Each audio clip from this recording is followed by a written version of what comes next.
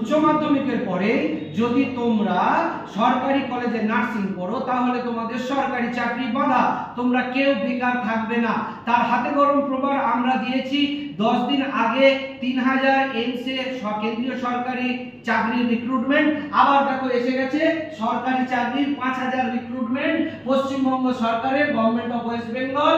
Total vacancy 5018, BSc নার্সের জন্য 2330, post basic BSc নার্সের জন্য 252, জিএনএম ফিমেলদের জন্য 2092, জিএনএম মেল 344, বেতন 40000 টাকা।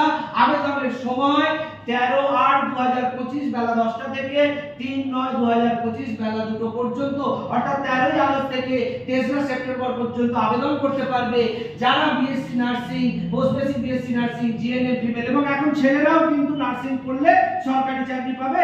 নার্সিং পড়ার জন্য ছেলেদেরও দ্বার খুলে গেছে, অর্থাৎ জিএনএম মেলও 344টা ভ্যাকেন্সি।